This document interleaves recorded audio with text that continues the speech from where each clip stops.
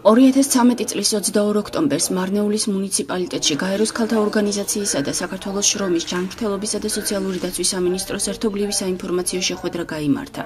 შეხვედრა მიეძღვნა მარნეულის მუნიციპალიტეტის სოფლად მცხოვრებ ქალთა ჯანმრთელობის დაცვასა და სოციალურ საკითხებთან დაკავშირებულ საჭიროებებს. განსაკუთრებული აქცენტი იყო ეთნიკური უმცირესობების წარმომადგენლებისათვის ქვემო ქართლის რეგიონში, რადგანაც როგორც მოგეხსენებათ, ისინი აქ ადგილობრივი მოსახლეობის 80% წარმოადგენენ დაახლოებით.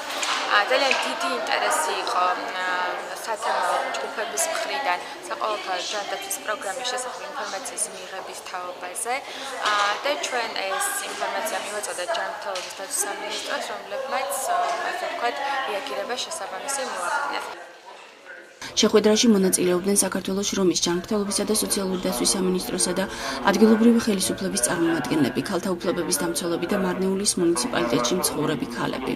გაეროს ქალთა ორგანიზაცია და ჯანდაცვის სამინისტრო აფუძნებს ამ პოზიციას იმისნით, რომ იმ პროგრამების თაობაზე, რასაც აფუძნებს ჯანდაცვის სამინისტრო, ეს საყოველთაო ჯანდაცვის პროგრამა, აგრეთვე სოციალური საკითხები, ეთნიკურად დაზიანებულ მოსახლეობა მიიღოს სრულყოფილი ინფორმაცია.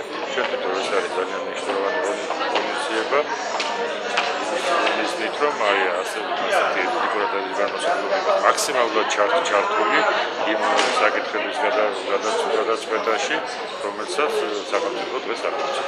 ვფიქრობ, რომ ძალიან მნიშვნელოვანია შეხვედრა, ვინაიდან დღეს გამოიკვეთება თუ რამდენად შეუძლია მომხმარებელს, ანუ მოქალაქეებს ისარგებლონ ეს პროგრამები, გაევლონ კონკრეტულ მიმართულებებში და მოძებნონ ის ეფექტური გზები, რომელიც საშუალებას მისცემს ადამიანებს, რომ პროგრამები მაქსიმალურად იქნას ჩაშვებული რეალიზაციაში და ათვისებული. აღმოჩნდა, რომ პრობლემები მართლაც ბევრია. მოსახლეობა არ ფლობს სრულ ინფორმაციას სახელმწიფო სადაზღვევო და ჯანდაცვის პროგრამებზე. არ ფუნქციონირებს ამბულატორიები და აფთიაქები სოფლად, რის გამოც მოსახლეობას ექნება დაბრკოლება медикаментების შესაძენად. უმეტეს შემთხვევაში მოსახლეობა матуის გასაგებ ენაზე ვერ იღებს информациას ცხელი ხაზის ოპერატორებისაგან.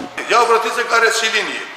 Представьте себе, 5 раз, мне повторите, одна женщина идет, вторая идет, я повторяю, слушайте, говорю, вы если не понимаете, я в грузинском языке говорю, на русском говорю, я слушай, говорю, хотите по-армянскому, тоже скажу, я рад Бога. 4-5 языков знаем, слава Богу. Вот сейчас вот от этого мы получили вот эту организацию, дай Бог им здоровья, очень хорошо нас информировали, и я убедился, что уже в самом деле это все будет уладиться. У нас нет, вот, например, амбулатории. И наша встреча очень была полезная. В нашем селении очень люди нуждаются в здравоохранении.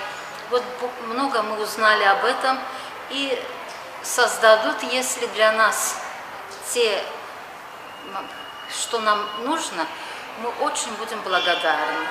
შეხვედრაზე მოსახლეობამ აზერბაიჯანულ ენაზე მოისმინა ყველა ინფორმაცია სახელმწიფო ჯანდაცვის პროგრამების შესახებ და ჯანმრთელობისა და სოციალური დაცვის სამინისტროს წარმომადგენლებისგან მიიღო დაპირება, რომ უახლოეს მომავალში მათი პრობლემები ნაწილობრივ გადაწყდება.